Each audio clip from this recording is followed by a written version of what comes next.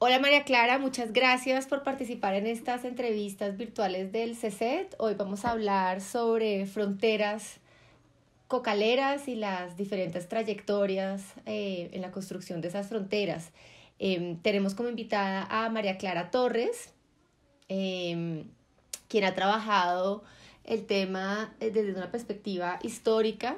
Eh, Antes de empezar esta entrevista, María Clara, voy a contar un poquito quién eres tú. Me corriges, eres politóloga de la Javeriana, con una maestría también en ciencia política de la Universidad Nacional, y estás recientemente terminando el doctorado en historia en Stony Brook, ¿cierto? Sí, de acuerdo.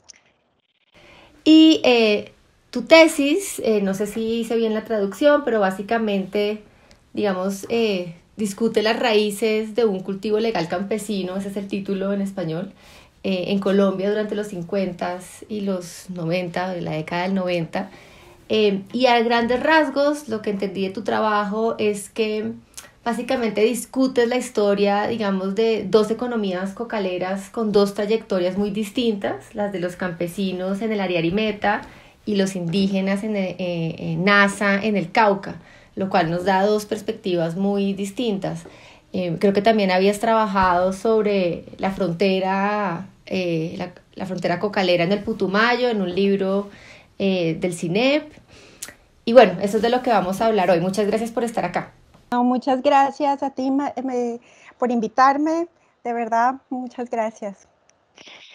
Quisiera comenzar preguntando sobre ese primer caso que discutes en tu tesis, que es el caso del Ariari en el Meta. En particular, que amplíes esta idea de que la economía cocalera de alguna manera como que reproduce esos procesos de colonización y de frontera agrícola. Cuéntanos un poquito más de eso. Yo me remonto hasta los años 50 para mirar las raíces de por qué se crean fronteras cocaleras en Colombia, un país que no tiene mayor tradición de consumo indígena de la coca, a diferencia, digamos, de Bolivia o de Perú. Cómo terminan campesinos y sin mayor tradición con la hoja de coca, cómo terminan envueltos en una economía cocalera ilícita. Yo me remonto, digamos, a cómo miro como tres niveles. El primero es como un nivel más hemisférico. Entonces miro en los años, a principios de los años 60, cómo se dan procesos digamos, de reforma agraria, intentos de reforma agraria impulsados por la Alianza para el Progreso. Son intentos hemisféricos impulsados desde el gobierno de Kennedy para hacer reformas sociales aplazadas en América Latina y evitar el ascenso del comunismo. Y cómo eso confluye con problemas domésticos colombianos, como unas élites reformistas liberales intentan resolver el problema colombiano, el problema de qué hacer con los desplazados por la violencia, pero sin molestar a las élites terratenientes representadas en el Congreso, en un momento en que el país tiene que hacer reformas sociales, pero también está en un proceso de pacificación y reconciliación. Entonces, ¿cómo no molestar a las élites terratenientes conservadoras que están en el Congreso al principios del Frente Nacional? Y con no molestar, perdón, te interrumpo, te refieres a no expropiar. Entonces no los vamos a expropiar, vamos a mover la frontera agrícola más bien. Exactamente. Entonces, ¿cuál es el resultado, digamos, digamos, de estas dinámicas más transnacionales, más hemisféricas con los problemas domésticos? El resultado es que no hay realmente que la reforma agraria que se quería, esos intentos de hacer reformas sociales aplazadas, en realidad termina en intentos de desarrollo rural en zonas de baldíos. ¿Sí? En cómo el Estado, a través del INCORA, empieza a apoyar la colonización espontánea. Los colonos que ya estaban en la frontera, que ya estaban en el Ariari, que ya estaban en la zona y además habían colonizado de acuerdo a sus propias afiliaciones partidistas, conservadores a un lado del río Ariari, los liberales a otro lado del río Ariari, los comunistas en una zona más alejada. Entonces, cómo el Estado apoya esa colonización espontánea. Entonces, digamos, esa reforma agraria que se quería durante la Alianza para el Progreso termina en realidad en programas de desarrollo rural en zonas de baldío y el Estado corriendo detrás de los colonos tratando de alcanzar cosas, una migración que ya se había dado de hecho. Entonces tenemos en 1964 el INCORA crea un proyecto meta número 1 en zonas liberales y conservadores del Medio y Alto Ariari, dejando de lado las zonas de colonización comunista. El Estado Nacional busca también llegar a sus clientelas liberales y conservadoras a través de sus proyectos del INCORA.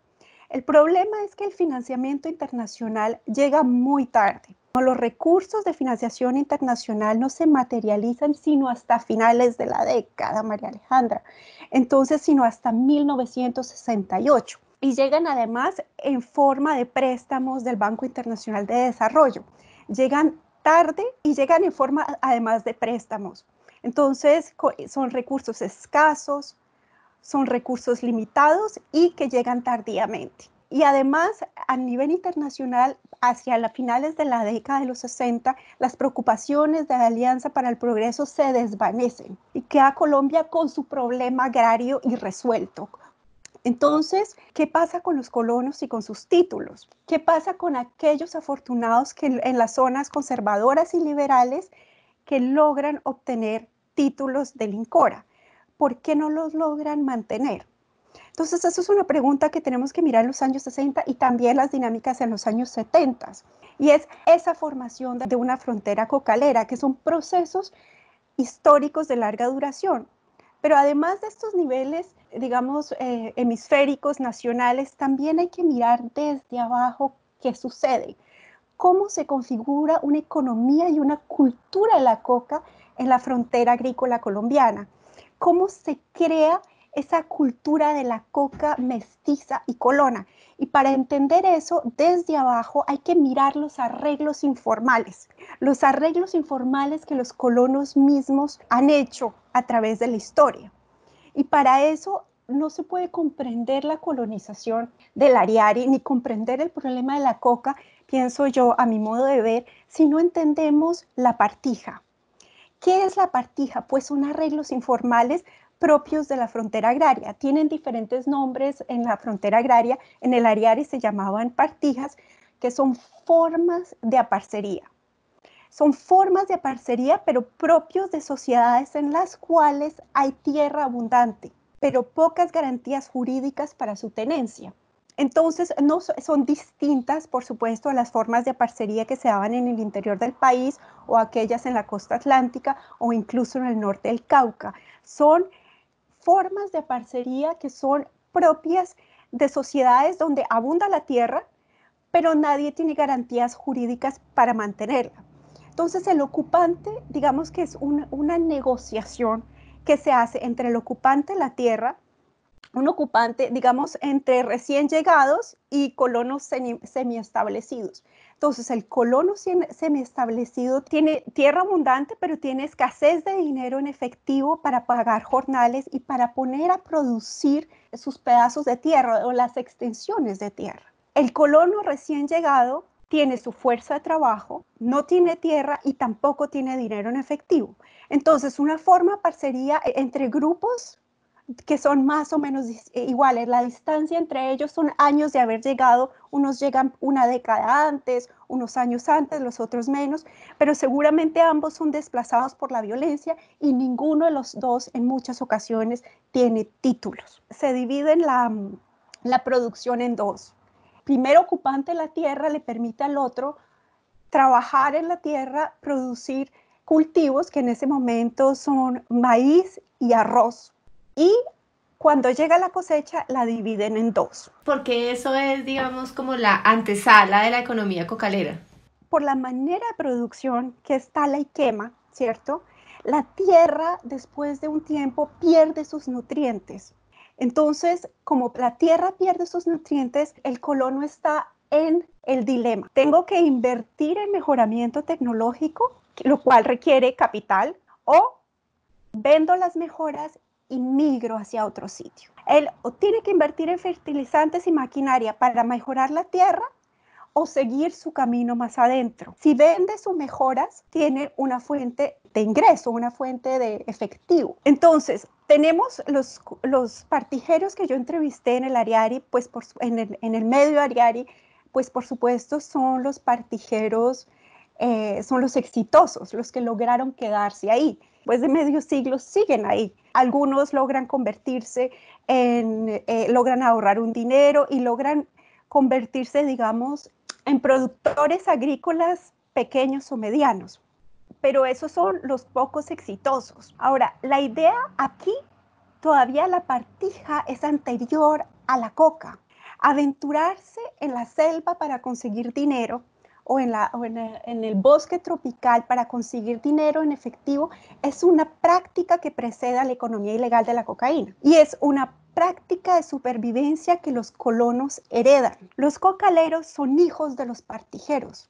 El cocalero hereda las luchas y el destino de los partijeros. Es su legado de medio siglo de historia agraria. A mí me llama mucho la atención que, si bien, digamos, lo que nos estás explicando es que, digamos, esta economía cocalera en esta región en particular y tal vez en muchas otras, pero en esta región en particular, pues resulta digamos, de un problema agrario no resuelto.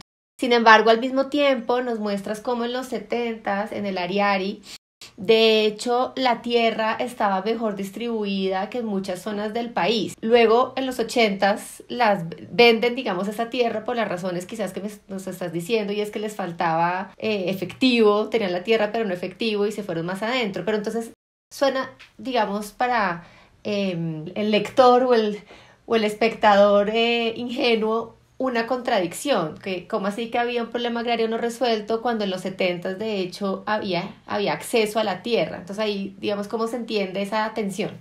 Exacto, eso es una excelente pregunta, porque en una zona de frontera abierta, el efectivo, el dinero en efectivo es un recurso más importante que la tierra. ¿Por qué los campesinos ceden a la presión sobre su tierra? Porque en una zona de frontera agrícola es más importante tener efectivo que tener tierra porque hay abundancia de tierra. Entonces ellos siguen su camino. La idea de ellos es ir ahorrando para en algún momento sí tener un sitio y ser campesinos o ser un agricultor medio, digamos, un pequeño agricultor, un agricultor próspero. Pero para eso necesitan acumular efectivo. Entonces es todo un proceso.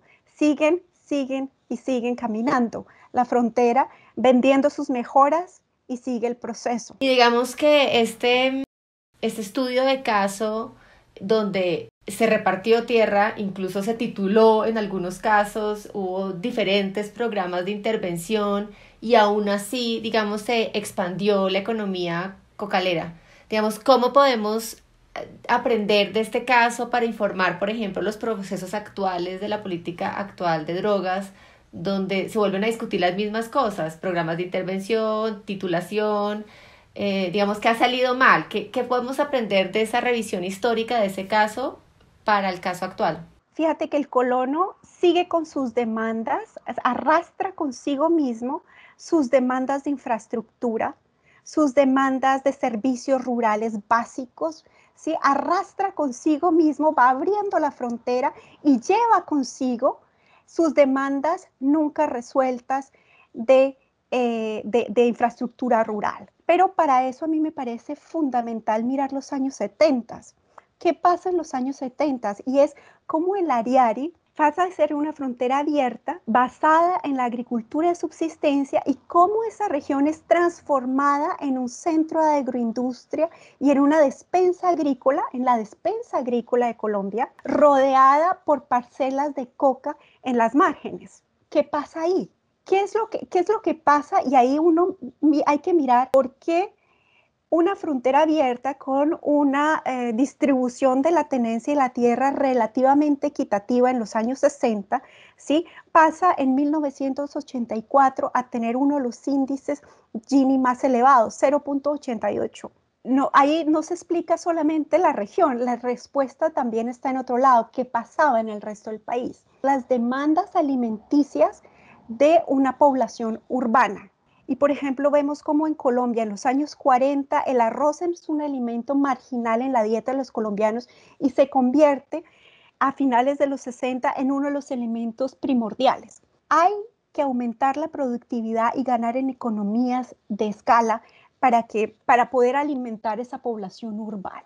Y para eso se necesita tecnología y capital, se vuelven indispensables. El Ariari pasa de una producción de frontera basada de la producción manual, o como ellos lo dicen también, a chuzos, de arroz y maíz, pasa a grandes extensiones de cultivos de arroz irrigado y mecanizado. ¿Sí? ¿Y por qué hablo yo de esto y eso qué tiene que ver con la coca? Cuando uno quiere explicar la coca, también tiene que mirar qué pasaba con el cultivo, con los cultivos legales. ¿Qué pasó con el cultivo legal para poder explicar cómo una economía ilegal florece? Y en el caso del Ariari es el arroz, pero también es la palma africana, el sorgo y la soya. Y entonces uno ve cómo, por ejemplo, hay políticas del nivel nacional, políticas agrarias del nivel nacional a partir de mediados de los años 70 y en los años 80, que como el Instituto Nacional de Abastecimiento empieza a exigir mínimos de calidad para la producción arrocera. Y es ahí donde los colonos más pobres no pueden competir y eso es un incentivo para empresarios capitalistas. Y entonces ¿qué le pasa al colono? Aquí otra vez está el dilema. O invierto o me toca vender y seguir. Y esta es la introducción tardía de la Revolución Verde en el Ariari, desde mediados de los 70 y más claramente en los años 80. Por ejemplo, a finales de 1989, FedeArroz hace su primer censo nacional y en los datos que ellos muestran, el arroz secano manual ya ha desaparecido en las estadísticas en el meta y solamente aparece el arroz irrigado y mecanizado. Entonces, es una región que vive realmente el despegue de la agricultura comercial que requiere capital intensivo, pero también grandes extensiones y también mano de obra. Entonces, esa introducción de tecnología sí logra efectivamente aumentar la productividad de la agricultura, de tal manera que se vuelve el meta y el Ariari se vuelven la despensa agrícola de Colombia. Y el meta aparece como una de las regiones arroceras principales junto a otras más tradicionales como Tolima y Huila. Entonces, sí logra aumentar la productividad de la agricultura comercial, pero aumenta la desigualdad rural y la concentración de la propiedad. Y esos, digamos, campesinos o colonos que no logran tecnificar, que no logran invertir en capital, que no tienen el capital, perdón, para invertir en tecnología, etcétera, son los que entonces, digamos, venden, empujan más la frontera agrícola y empiezan a acceder a la coca. Exactamente. Los que no logran absorber la industria arrocera, ¿sí? Que no logran llegar como obreros o jornaleros a la industria arrocera, lo que esa economía no logra absorber, salen hacia los márgenes y siguen hacia los márgenes de la frontera, empujan y encuentran como un método de supervivencia a la concentración de la propiedad y a la modernización agrícola, encuentran la coca como una respuesta. Cuando hablas de un problema agrario no resuelto, no es solamente un problema de tierras, sino también es un problema de tecnología, de infraestructura, de créditos, etcétera. Exactamente, pero no solamente eso, sino que es un proceso, o sea, ese milagro económico que logra el Ariari en pocas décadas. Ese milagro económico no es solamente dado por las bondades de la economía, ¿sí? No es solamente por las bondades, digamos, de las leyes de la oferta y la demanda, sino que a eso se le suma un proceso absolutamente violento, ¿sí? Donde también empieza a haber élites regionales que se benefician también del negocio del tráfico de cocaína y que empiezan a invertir en tierras, son protegidas por grupos paramilitares y es un proceso violento. Ese milagro económico de frontera agrícola a agroindustria es profundamente violento. Nos podríamos quedar en esta frontera del Ariari Meta y profundizar, pero quisiera un poco contrastarlo con otra frontera muy distinta, y es el caso de los Nasa en el Cauca. Digamos, como un proceso muy distinto, si bien el primero es de la colonización a la coca, aquí es de la hoja de coca o de los usos tradicionales a la cocaína. Cambiemos de escenario y reflexionemos un poco sobre ese otro caso. ¿Qué podemos aprender allí? Entonces, aquí tenemos en el norte del Cauca un proceso diametralmente opuesto. O sea, una trayectoria histórica hacia la coca y cocaína diametralmente opuesto, y por lo tanto también los resultados son completamente distintos. Las comunidades nasas del norte del Cauca llegan cohesionadas en 1980 a la coca ilícita, y eso es una distancia enorme frente a lo que pasa en la frontera agrícola. Porque ellos, en 1980, ellos vienen de un proceso donde han luchado por recuperar las tierras colectivas. Ellos, en los años 70, ellos logran hacer la reforma agraria que el resto del país no pudo hacer. ¿Y qué quiero decir con esto? Ellos hacen una reforma agraria en sus propios términos. Si los colonos del Ariari recibieron al Incora con brazos abiertos y esperanzados en que sí los iba a convertir en agricultores, las comunidades del norte del Cauca se oponen a la reforma agraria de Llera Restrepo, y a sus decretos de romper los resguardos para convertirlos a ellos en campesinos, de romper los resguardos. Y ellos se oponen a eso. Ellos se organizan y se oponen a eso, y de hecho sacan a los hacendados de sus tierras colectivas. Entonces sacan a los hacendados, le ponen fin a formas de parcería muy desiguales que se llamaba el terraje, y vienen de un proceso de reafirmación étnica. Están en el proceso de reafirmar su lengua, sus costumbres, de recomponer sus autoridades ancestrales. Entonces fíjate que ellas en los años 80 llegan en otras condiciones a la coca, en condiciones que les permite evaluar colectivamente las promesas de la coca para usos para el narcotráfico, evaluar esas promesas y evaluar cuáles son los retos que implicaría meterse a la coca. Entonces, aquí otra vez la pregunta, ¿qué pasa con el producto comercial principal? Aquí en el norte del Cauca es el café. Entonces, hay una crisis a mediados de los años 80 del café. Los nasas vienen desde finales del siglo XIX cultivando café. La roya, hay una crisis dada por la roya, y entonces digamos que ese es el detonante, pero digamos que hay toda una historia de crisis del café anterior. Hay problemas con el café y ellos son capaces de resolverlo. Es solo cuando se conjuga una crisis del café con un mercado ilegal, que hay un mercado ilegal, ¿sí?, que se va abriendo y que va ofreciendo promesas. Entonces es la confluencia de ambas. Ellos llegan de otra manera.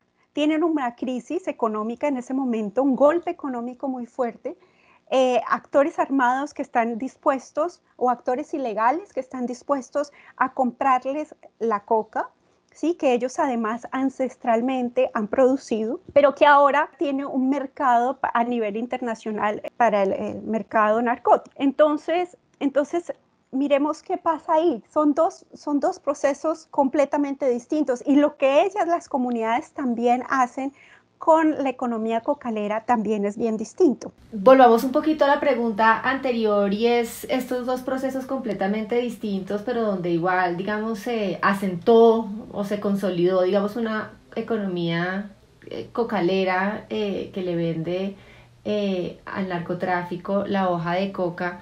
Y ahora estamos en un contexto de tratar de sustituir esa hoja de coca por otros productos.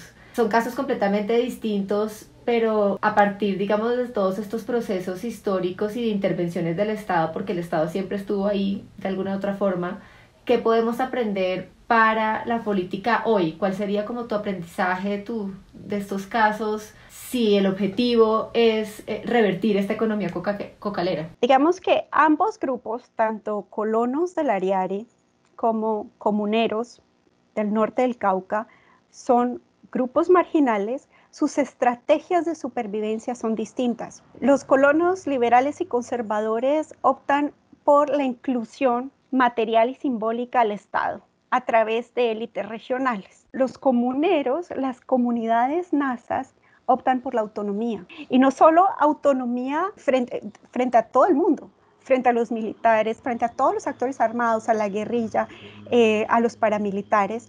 Entonces, son estrategias distintas. Por un lado, se quiere la inclusión material y simbólica al Estado y se guarda esperanza en el Estado. En el otro, no. En el otro es, lo vamos a construir, hacemos la reforma agraria nosotros y luego obligamos al INCOR a que reconozca lo que ya logramos.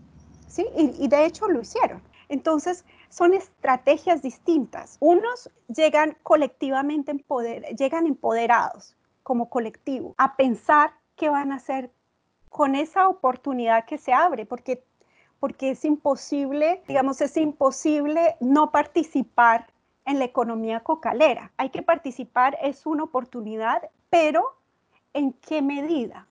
Entonces, ellos mismos saben que si le dan rienda suelta a eso, pues la dependencia de los actores armados se hace más fuerte.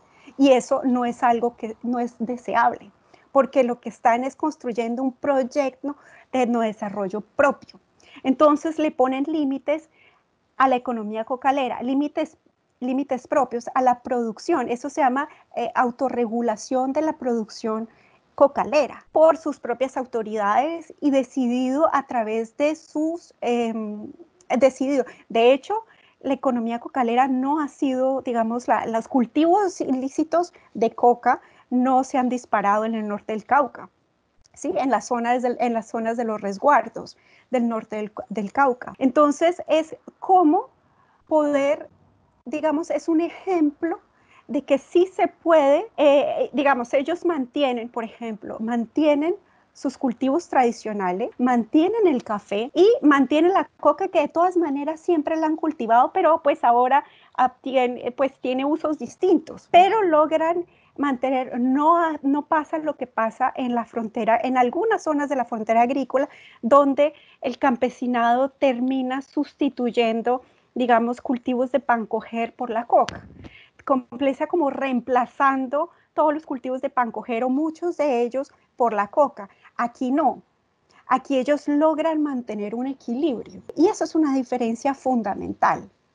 Que es basada en una fortaleza, digamos, de organización comunitaria. Entonces, ese para ti es un aprendizaje, digamos, unos límites que hay allí, era por la organización y la fortaleza comunitaria. Claro. Es decir, que se puede lograr, por lo menos si se mira el caso exclusivo de la coca en el norte del Cauca. No pensemos en la marihuana, porque la marihuana es más tardía, pero en el caso de la coca, ¿cómo se puede mantener? Se puede mantener de manera más pacífica, con una regulación desde las propias comunidades. Entonces, sí, los colonos de la frontera agrícola llegan despedazados a la coca, ¿sí? Y la coca trae más violencia, ¿sí? Es más complejo.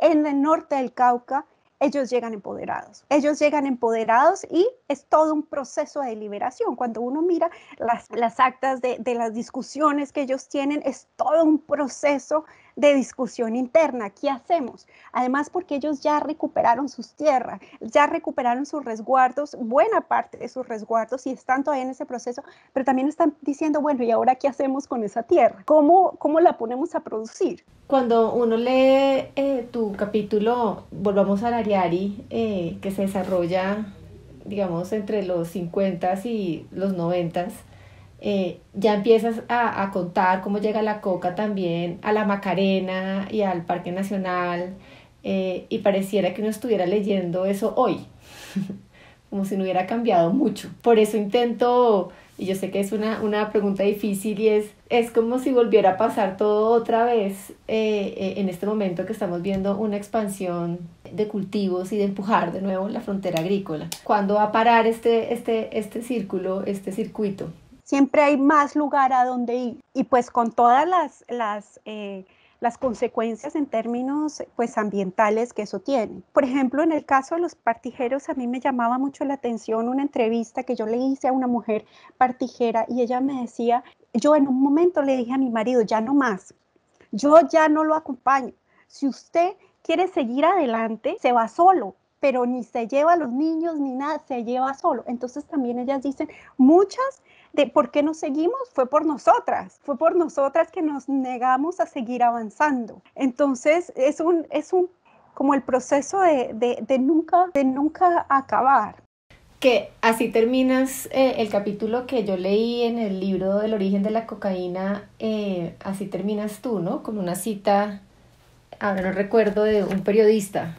La coca no puede ser destruida, solo desplazada, y sigue siendo parte de ese ciclo mover la frontera. Exactamente, a menos que, pues, que haya una reforma que se piense desde otro lugar, ¿no? Y yo creo que la experiencia precisamente de los NASA es bastante interesante. Es que se podría, digamos, mantener cierto equilibrio en comunidades, eso sí, cohesionadas, fuertes, deliberadas y respetándoles la autonomía. Porque si le mandan los militares, por ejemplo, a los NASA, que está pasando ahora, les mandan los militares, acaban con digamos, que se sobreponen a la autoridad que ellos mismos tienen. Si acaban con la autonomía de las autoridades indígenas, pues acaban con todo el proceso. Entonces, es más como de respeto, déjenos arreglar esto. Ellos ya han mostrado que han sido capaces de regular la producción de coca.